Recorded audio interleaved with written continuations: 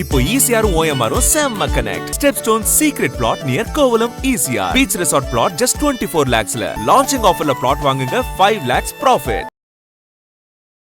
செப்டம்பர்ல கட்சி உதயமாகும். தமிழ்நாடு முழுக்க எடப்பாடி பழனிசாமி சொல்வதில் பிடிக்காது. ஆனா மனசாட்சியவே தூக்கி போட்டுட்டு தமிழகத்தின் முதலமைச்சரா எடப்பாடி இருக்காரு, NDA கூட்டணிக்கான வேட்பாளர் ஓட்டு போடுன்னு சொல்லி கேட்டார். அவர்கிட்ட இந்த லீடர்ஷிப் குவாலிட்டி இருக்குன்றதை எதை வச்சு நீங்க நினைச்சீங்க? தன்னுடைய பேச்சு, செயல், அணுகுமுறை, அந்த திமுரு தென்னாவூட்டில் நான் பெரிய இது அப்படிலாம் இல்லாம தேடல், அந்த பண்பு மாண்பு அண்ணாமலை நான் உணர்ந்தேன். மாநில தலைவராக இல்லை, ஆக்டிவ் பாலிடிக்ஸ் இல்லை, அப்புறம் முதலமைச்சர் பட்டியலில் 3வது எப்படி இருக்கு அப்படி கூட எல்லாம் சொன்ன. நீங்க கூட கேள்வி கேட்டேன்னு நினைக்கிறேன்.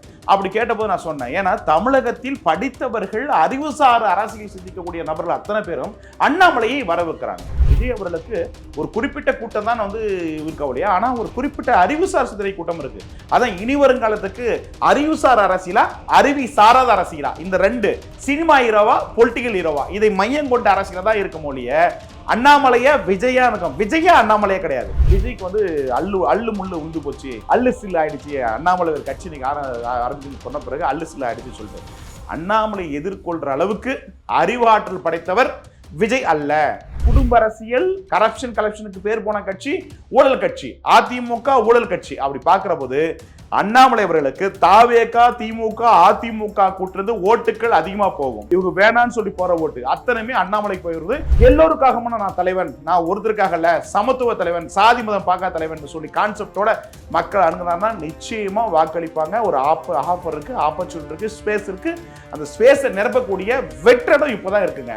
தமிழ்நாடு முழுக்க வந்து மாவட்ட ஜிபிக்கு, ஹைகோர்ட் ஜிபிக்கு 10-15 லட்சம் ரூபாய் வாங்குறாங்க. இது கலெக்ஷன் கமிஷன் ஆட்சியா இல்ல ஊழலற்ற ஆட்சி கொடுக்க? மாடல் என்ன சொல்றாரு, நாங்க ஊழலே இல்லாத ஆட்சி பண்ணுவோம். அப்படி நீ என்ன ஆட்சி பண்ற? அப்புறம் செகண்ட் பிசினஸ் செய்யக்கூடிய, லாட்டரி பிசினஸ் செய்யக்கூடிய மாஃபியா குரூப்பா இருக்கிற ஆதவர்ஜனாவுக்கு நீ எப்படி பொதுப்பணித்துறை அமைச்சர் கொடுக்குற? அப்படின்னா இந்த ஊழல் இல்லாம இருக்கா, கலெக்ஷன் கமிஷன் இல்லாம இருக்கா? இந்த ஆட்சியில வந்து இந்த அமைச்சர்களுக்கான அந்த ஃபண்டு வாங்குற அந்த கலாச்சாரம் வந்து இருக்காது அப்படின்றீங்க. நீங்க ஒரு மாதிரி ஊழல் புகார் சுமத்து எப்ப சொன்னாங்கன்னா இருக்குன்னு அர்த்தம். அப்படி சொல்லக்கூடிய அளவுக்கு உத்தம புத்திரர் ஆதவர்ஜனா கிடையாது. விஜய் பேசினதுல பாதி கண்டென்ட் என்கிட்ட கண்டென்ட், என்கிட்ட டிஸ்கஷன் பண்ணி வாங்க கண்டென்ட் என்னுடைய அறிவை திருடி இருக்கேன். இன்னைக்கு அங்க அப்ளிகபிள் பண்ணிருக்க பாதி கண்டென்ட் உங்க கண்டென்ட். என்ன கண்டென்ட்? விஜய் அவர்கள் முதலமைச்சருக்கு நான் ஒரு காரணம். பத்திரிகைகளை சந்திக்கணும் சார், மக்களை சந்திக்கணும் சார். தமிழ்நாடு முழுக்க எண்மண் முக்கியமா அண்ணாமலை போனாரு, எதையாவது போனாங்களா? மதுக்கடையில் ஒழிச்சு எங்க ஒழிச்சீங்க சொல்லுங்க. ஃபர்ஸ்ட் முதலமைச்சர் மது குடிக்காம இருக்கும், மது அப்பதான் ஒழிக்க முடியும். நீங்க ஃபர்ஸ்ட் இங்க திருந்துங்க, அப்புறம் மக்கள் திருத்துங்க. முதலமைச்சர் அப்படி பாக்குற போது தனித்தன்மை வேண்டும், லீடர்ஸ் குவாலிட்டி வேணும். இப்ப அண்ணாமலை பேசுற எத்தனை பதுமை தெரியுது, எத்தனை புதுமை தெரியுது, எவ்வளவு மெச்சூரிட்டி தெரியுது. இது ஏன் விஜய் கிட்ட இல்ல? அண்ணாமலை மட்டும் இந்த ஆக்டிவ் பண்றதா விஜய் சிஎம் இல்லைங்க. இன்னைக்கு அண்ணாமலை தாங்க விஜய் சிஎம் ஆனது. அண்ணாமலை போட்ட பிச்சையால் தான் விஜய் முதலமைச்சர் ஆனது. அண்ணாமலைக்கு அவ்வளவு ஓட்டு, 8% ஓட்டு பாஜக அதிமுக கூட்டணி பிடிக்காம ஓட்டு போட்டாங்க. அந்த ஓட்டு இல்லைன்னா அண்ணன் விஜய் சிஎம் ஆயிருக்க முடியாது. ஒருத்தன் வந்துட்டான், இந்த கேஜிஎஃப் படத்துல மண்ணைங்க மக்களை காப்பது பிறக்க மாட்டாங்க, பிறந்தக்கூடிய நபர் தான் அண்ணாமலை. இது இப்ப புரியாது, இன்னைக்கு எழுதி வச்சுக்க. நான் சொல்றேன், தமிழகத்து முதலமைச்சரா 31 வருவாரு. என்ன வேணும் ஸ்கூலுக்கு, எல்லாமே இங்க இருக்கு. Super Saravana stores, Chennai, Madurai, Kovai.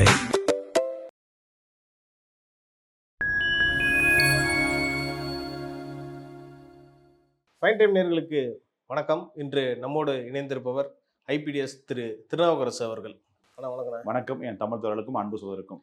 ஆனால் தொடர்ந்து இன்னைக்கு நேரத்தில் கிட்டத்தட்ட வருஷக்கணக்காக, ஒரு வருஷத்துக்கு முன்னாடிலேருந்தே சொல்லிட்டு இருக்கீங்க, திரு அண்ணாமலை அவர்கள் தனி கட்சி தொடங்குவார் அப்படின்னு சொல்லிட்டு இருந்ததில்ல. முதன்மையான ஆளுங்களில் நீங்கள் தான் சொல்லிட்டு இருந்தீங்க.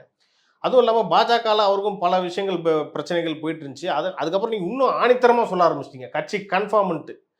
கடந்த ஒரு வாரமாகவே திரு அண்ணாமலை அவர்களோட டாபிக் தான் வந்து ஊடகங்களில் பொதுவாக பேசப்பட்டுக்கிட்டு இருக்கு. இன்றைக்கி அது வந்து ஏறக்குறைய உண்மையாயிருச்சு. ஆனால் ஒரு இயக்கமாக ஆரம்பிக்கிறேன், வி த லீடர்ஸ் அப்படின்ற ஒரு இயக்கத்தையும் ஆரம்பிச்சிட்டாரு. இது போக போக எப்படின்னா வந்து போக போகுது தமிழ்நாடுக்கு? போக போக திரும்பி பூவின் வாசம் புரிய மாதிரி செப்டம்பர்ல கட்சி உதயமாகும். கட்சி செப்டம்பர்ல உதயமாகும். ஒன்று அதுக்கடுத்து சோதரா, நான் அண்ணாமலை இருந்துதா ஒரு வருஷம் முன்னாடி கட்சி ஆரம்பிச்சிருப்பேன். அவர் அண்ணாமலை சகிப்தன்மை, பொறுமை, நிதானம். ஐயோ, நான் நவம்பர் மாதம் பார்க்குறப்ப கூட சொன்னேன், தலைவா உங்களுக்கான டைம் ஸ்டார்ட் அப்படின்னு சொன்னேன். பொறுமை பொறுமை பொறுமை பொறுமை. நான் ஐயோ இவரை மாதிரி பொறுமை உலகத்தில் பார்க்க முடியாது. அது சகிப்புத்தன்மை, அதாவது பெரிய விஷயம். நம்முடைய வளர்ச்சி தன்னுடைய சுய வளர்ச்சி போகுது. அதாவது எடப்பாடி முதலமைச்சர் சொன்னா அவருடைய வளர்ச்சி சரிது இருந்த போதும் தன்னலன் பார்க்காது, நான் எப்போ அந்த சொன்ன வாக்கை காப்பாற்ற வேண்டும். அந்தக்காக வந்து தமிழ்நாடு முழுக்க எடப்பாடி பழனிசாமி சொல்வதில் பிடிக்காது. மனசாட்சியத்தோடு சொன்னா சுத்தம் பிடிக்காது. ஆனா மனசாட்சியவே தூக்கி போட்டுட்டு தமிழகத்தின் முதலமைச்சராக எடப்பாடி இருக்காரு, என்டிஏ கூட்டணிக்கான வேட்பாளர் ஓட்டு போடுன்னு சொல்லி கேட்டார். அது தன்னுடைய வாக்கு வங்கி சரியும் தன் செல்வாக்கு சரியும் இவர் மாற்றுறதுக்கான தலைவர். அப்படி பார்க்கிற போது இவங்கெல்லாம் திராவிட இயக்கங்கள் முகங்கள் ஊழலுக்கான கட்சி, ஊருகி போன ஊர்கா கட்சி. அப்படி பார்க்கிற போது இவர்களை அடையாளப்படுத்துகிறாரே அவரும் சராசரிய தலைவராகன்றதை கூட பொருட்படுத்தாம தன்னை தன்னுடைய வளர்ச்சி தன்னுடைய முன்னேற்றத்துக்காக சுயநலத்தை பார்க்காம நாம் என்ன இடையில இருக்கிறோமோ அதற்காக நம்ம அந்த நிலையை தவறிடாம பார்க்கறதுல உண்மையிலே பாராட்ட விஷயம். உண்மையை நம்மளாம் இருந்தால் கூட அதை செய்ய மாட்டோம். சுயநலமா என்ன பண்ணுவோம், வணக்கம் அப்படி கொண்டு விட்டு ஓடிடுவோம். ஆனா எந்த ஒரு பாராம தமிழ்நாடு முழுக்க இழுக்கப்பட்டுள்ள பறந்து பறந்து பறந்து பறந்து எல்லா இடத்துலையும் எடப்பாடி முதலமைச்சர் குரல் கொடுத்தார். ஆனா என்னன்னா அந்த அந்த கட்சிக்கு சொன்னதுக்காக அவர் அந்த விசுவாசத்தை அந்த நம்மளால் ஒரு கூட்டணி பாதிப்பிடக்கூடாது. நம்மள முகூரி காட்டின கட்சி பாஜக. அதனால அந்த பாஜக துரோகம் செய்ய நோக்கத்திற்காக வெரி ஹானஸ்ட் பாலிடிக்ஸ் செய்யக்கூடிய நபர் தான் அண்ணாமலை நான் பார்க்குறேன். அதான் அவரும் சொல்லியிருக்காரு அந்த வீடியோவில். கிட்டத்தட்ட டிசம்பர் 5ஆம் தேதியே நான் கிட்டத்தட்ட ரெசிக்னேஷன் கொடுத்துட்டேன். பாஜக தரப்புல இருந்து தான் சொன்னாங்க, எலெக்ஷன் வரைக்கும் கொஞ்சம் பொறுமையா இருக்கீங்க, வேலை செய்யுங்க, அதனால தான் பொறுமை காத்தேன் 6 மாசம் அப்படின்னு சொல்லியிருக்காரு. இதுதான் ஒன்று நடந்துச்சு.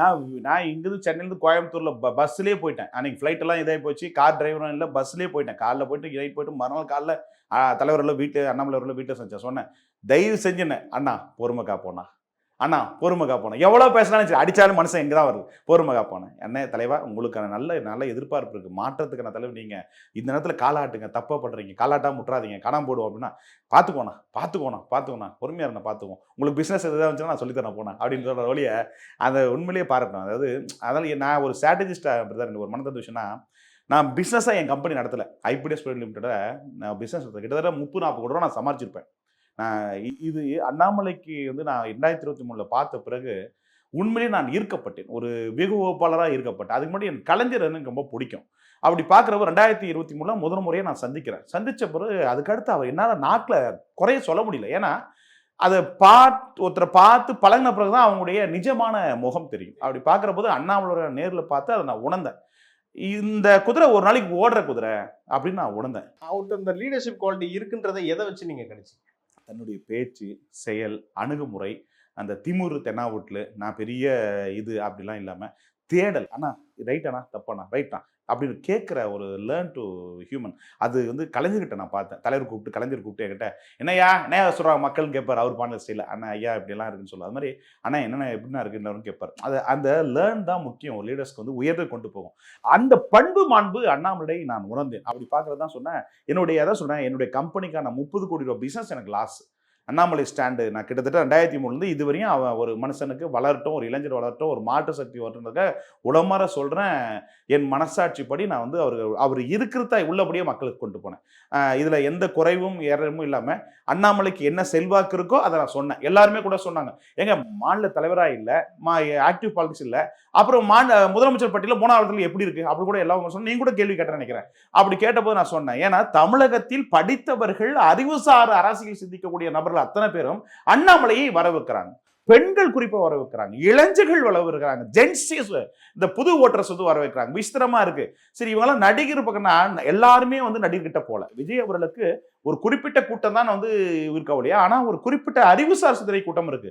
அதான் இனி வருங்காலத்துக்கு அறிவுசார் அரசியலா, அறிவி சாராத அரசியலா, இந்த 2 சினிமா ஹீரோவா பொலிட்டிக்கல் ஹீரோவா, இதை மையம் கொண்ட அரசியலா தான் இருக்கும் ஒழிய அண்ணாமலையா விஜயா இருக்கும். விஜயா அண்ணாமலையே கிடையாது. இது அண்ணாமலை விஜயை வீழ்த்தக்கூடிய நபரா இருப்பாரு. இப்ப அதான் ஒரு சிலர் சொன்னாங்க, விஜய்க்கு அள்ளு முள்ளு உந்து போச்சு, அவர் பானையில் அவர் செய்யற வீசுனா அல்லு சில்லு ஆயிடுச்சு, அண்ணாமலை ஒரு கட்சி இன்னைக்கு ஆரம்பிக்கணும்னு சொன்ன பிறகு அல்லு சில்லு ஆயிடுச்சு சொல்லிட்டு. அண்ணாமலை எதிர்கொள்ற அளவுக்கு அறிவாற்றல் படைத்தவர் விஜய் அல்ல. சிந்தனை இருக்கிறது, செயல் இருக்கிறது, யோசிக்கிறது செயல்படுகிற வியூகம் இருக்கிறது, தந்திரம் இருக்கிறது. இங்க ஒரு தந்திரம் இல்ல, ஒரு வாயை திறக்கிறது கிடையாது, எதுவுமே இல்லை. பத்திரிகைகளை சந்திக்கிறது கிடையாது, மக்களை சந்திக்கிறது கிடையாது. மக்களை சந்திக்கிற, பத்திரிகைகளை சந்திக்கிற, எல்லா விதமான விஷயங்களை செய்கிற ஒரு தலைவர் அது அண்ணாமலை. இது சிறந்ததா இந்த சிந்தனை பார்த்தா இதுல அண்ணாமலை சிறந்தா இருக்கு.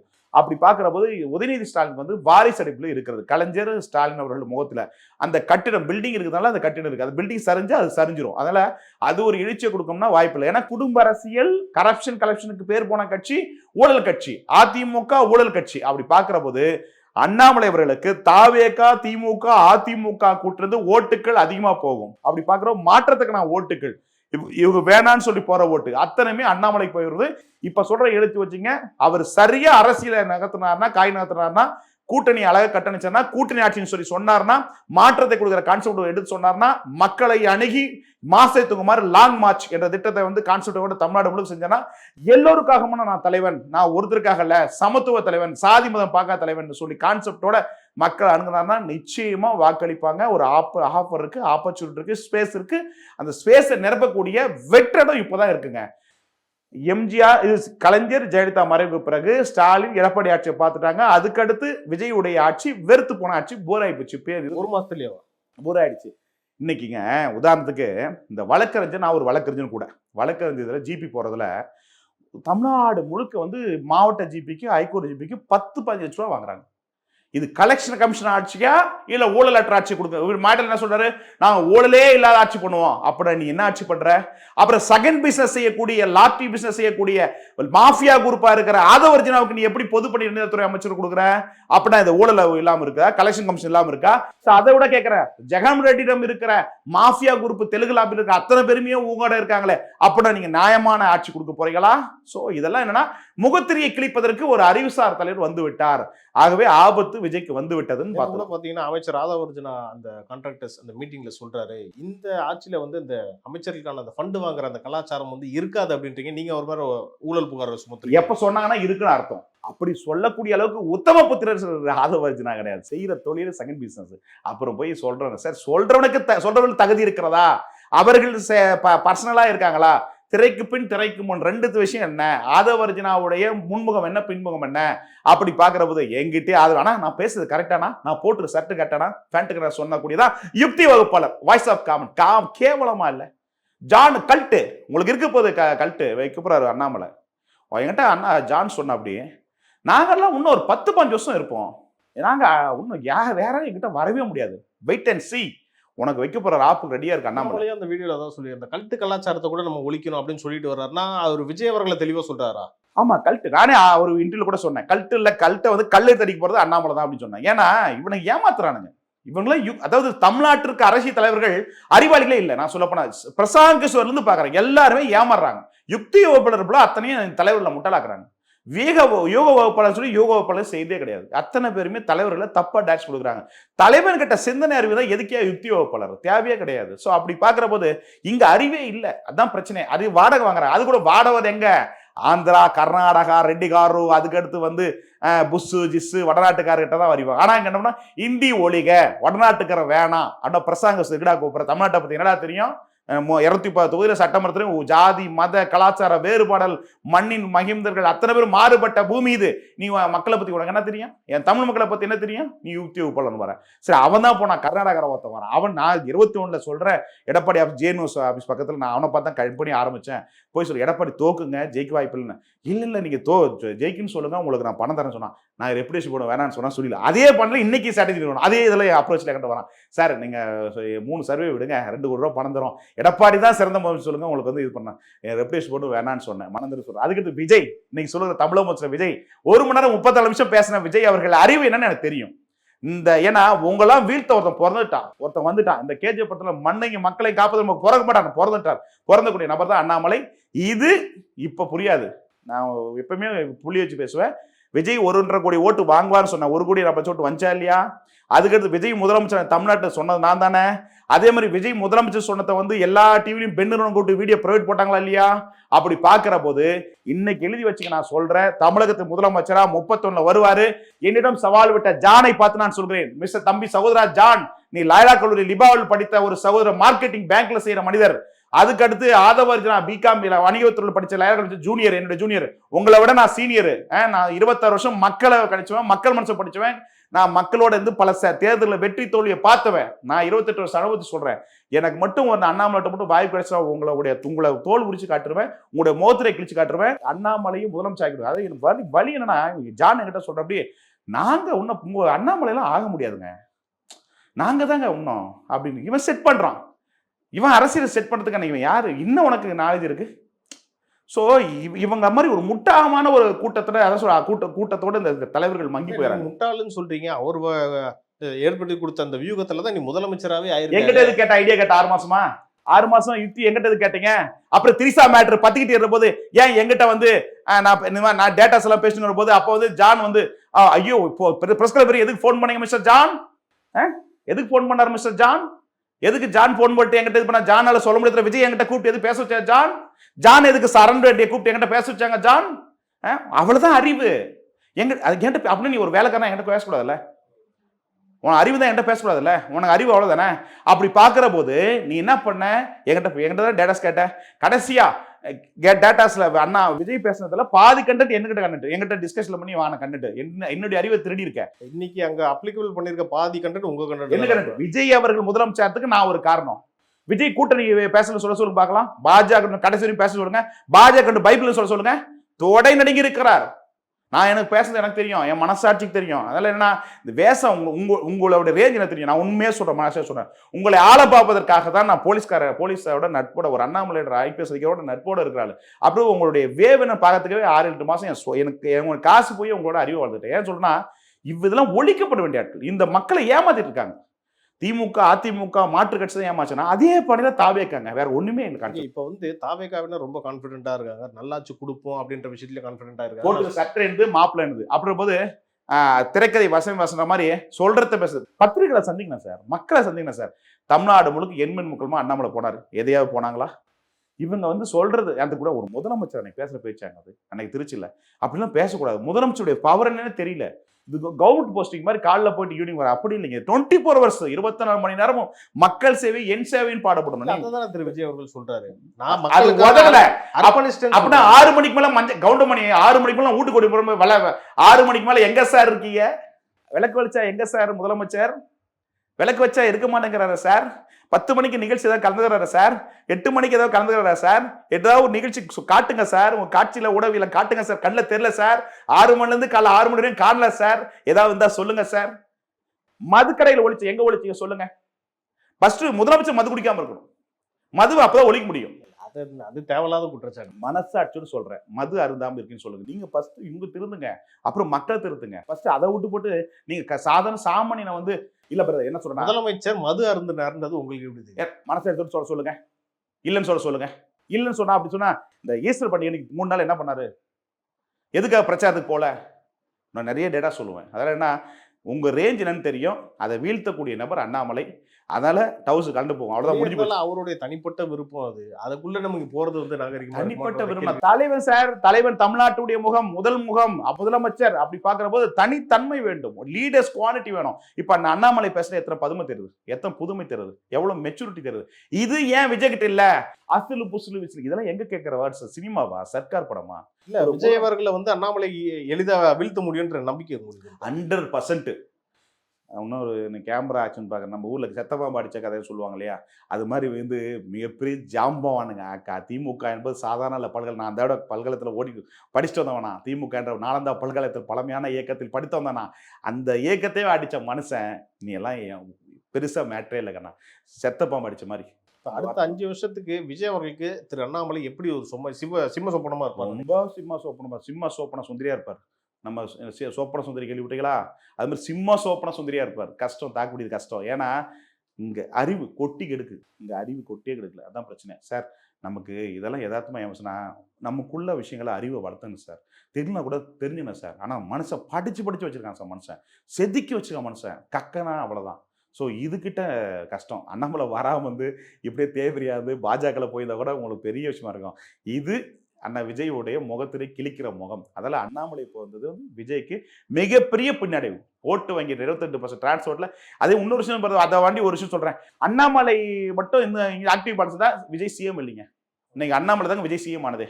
அண்ணாமலை போட்ட பிச்சையால் தான் விஜய் முதலமைச்சர் ஆனது. இது ஒரு படி கடந்தே சொல்றேன். அண்ணாமலைக்கு அவ்வளவு ஓட்டு 8% ஓட்டு பாஜக அதிமுக கூட்டணி பிடிக்காம ஓட்டு போட்டாங்க. அந்த ஓட்டு இல்லைன்னா அண்ணன் விஜய் சிஎம் ஆயிருக்க முடியாது.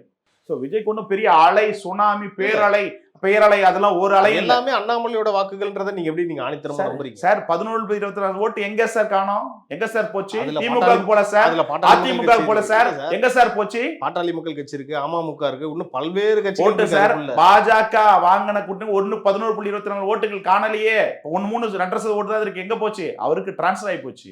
ஸோ டிரான்ஸ்ஃபர் ஓட்டு தான் விஜய் முதலமைச்சர். அவருடைய ஒரு பெரிய வந்து வேவ் எல்லாம் வரவே இல்லை. அப்படி வரணும் 200 தொகுதி ஜெயிச்சுக்கணும். எம்ஜிஆர் வந்து 1967 இது பண்ண அந்த காலம் வேற இந்த காலம் வேற. இப்போ இருக்கிற காம்படிஷன் வேற. அப்போ டிஜிட்டல் உலகங்கள அப்படி இப்போ டிஜிட்டல் உலகம், இப்போ பாலிடிக்ஸே வேற. அதான் சொல்றேன். சரி இப்போ வாங்கணும்ல, அடுத்து 31 நீ வாங்க காட்டு பார்க்கலாம். நான் என்ன சொல்றேன்னா வாங்கிட்டு வெற்றி பெற்றேன் 31 எலெக்ஷன் வச்சுக்கேன், இல்லை 29 எலெக்ஷன் வச்சுக்கலாம். விஜய் இந்த இடத்த வாங்கி சீட்டு வாங்கிட சொல்லுங்க. முதல்ல அதிகமாக கூட வேணாங்க, இந்த சீட் மட்டும் வாங்கி தர சொல்லுங்க. வரக்கூடிய பொது தேர்தலில் வந்து நான் வந்து ஃபேஸ் பண்ணுவேன் அப்படின்னு சொல்றாருல, மக்களோட நம்பகத்தன்மை இவர் அண்ணாமலை போயிடுச்சுங்க. இல்ல எப்படி வந்து பெற போறாருன்னு நினைக்கிறீங்க? அவர் என்ன பண்ண போறாரு? அரசியல் என்ன நினைக்கிறாரு? மக்களுக்கு எல்லோருக்காகவும் நான் என்ற கான்செப்ட், எல்லோருக்காகவும் நான் எப்படி அம்மையார் வந்து மக்களுக்காகவே நான் சொன்னாரோ அது மாதிரி எல்லோருக்காகனா இதற்கு எல்லாமே அடங்கும். சாதி மதம் எல்லை சமத்துவம் சௌரத்துவம் எவ்ரிபடி எல்லோருக்காகவும் நான். இதுதான் ஸ்லோகம் எழுதி வச்சுங்க. ஒரே ஒரு குறுக்கீடு என்னன்னா, திரு விஜய் அவர்கள் நடிகராக இருந்த போதே அந்த இயக்கத்து சார்பாக மக்களுக்கு பல பணிகளை செஞ்சாரு. திரு அண்ணாமலை அந்த மாதிரி என்ன செஞ்சாருன்னு கேள்வி. மக்களுக்காக, மக்களோட பிரச்சனைக்காக இன்னைக்கு டங்ஸ்டன் பிரச்சனை ஆகட்டும், மற்ற எந்த ஒரு பிரச்சனையும் மத்திய அரசுக்கு சொல்லப்பட்டு எத்தனை விஷயம் செஞ்சிருக்காரு. அது மட்டும் இல்லாமல் தமிழக மக்களுக்கு எந்த விஷயம் முதல்ல குரல் கொடுக்குற நபராக அவராக இருப்பார். பாதிக்கப்படுறதுக்கு முதல் குரல் கொடுக்குற நபராக இருப்பார். ஆட்சி அவருக்கு எடுத்து சொல்கிற நபராக இருப்பார். அதனால அவர் காலத்தில் என்ன முடியுமோ அதை செஞ்சார். இப்போது கட்சி அமைப்பிற போது என்னென்னலாம் செய்ய முடியுமோ, மக்கள் நல வளர்ச்சிக்காக என்னென்ன பாடுபடுமோ அத்தனை விதத்துக்கான விஷயங்களையும் கொள்கையை கொடுக்கிற வித நாட்டினுடைய கடத்தை அடைக்கிறதே அண்ணாமலை தான். அதே மாதிரி அண்ணாமலை அவர்கள் நாட்டினுடைய கடத்தை மட்டும் இல்லாமல் இளைஞர்கள் நலனையும் பெண்கள் நலனையும் பொருளாதார நலனையும் பேணி பாதுகாக்கின்ற ஒரு படித்தவர் வந்து சாதிப்பார்னு எடுத்துக்கங்க. ஏன்னா இந்த பிஎம் ஸ்ரீ இந்தியாவில் தமிழ்நாட்டில் நம்பர் 1 இடத்த பிடிக்கும். சிறப்பு.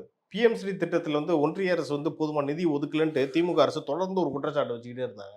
அப்போ கூட அண்ணாமலை வாய் திறக்கலையே. தமிழ்நாட்டுக்கு நிதி ஒதுக்கலன்னு ஒரு வார்த்தை சொல்லியிருக்கலாமே. கூட்டணி தர்மம் ஒன்று இருக்கு இல்லையா, கூட்டணி தர்மம்னு ஒன்று இருக்குல்ல, அது கட்டுப்படாதான் சொன்னேன். எடப்பாடி அவர் முதலமைச்சர் சொல்லியிருக்க மாட்டார். ஏன் சொன்னார்னா அந்த கூட்டணி தர்மம் அந்த இடத்துக்கு அந்த ஆனஸ்டா இருக்கணுக்காக இது பண்ணாரு. ஆனால் இன்னைக்கு அந்த மாறின உடனே இன்னைக்கு கரெக்டாக பதிவிட்டார் இல்லையா, இதுதான் மக்கள் தலைவன் அண்ணாமலை. ஸோ உடனே அன்னைக்கு வந்து இது பண்ணாரு. ஸோ சில காலங்கள் சில சூழ்நிலையில் ஒரு தலைவனை நெருடலை ஏற்படுத்தும். அது நெருடலில் இருந்த காரணம் தான் அப்போ இது ஆக்சுவலி இன்னைக்கு ஃப்ரீடம்.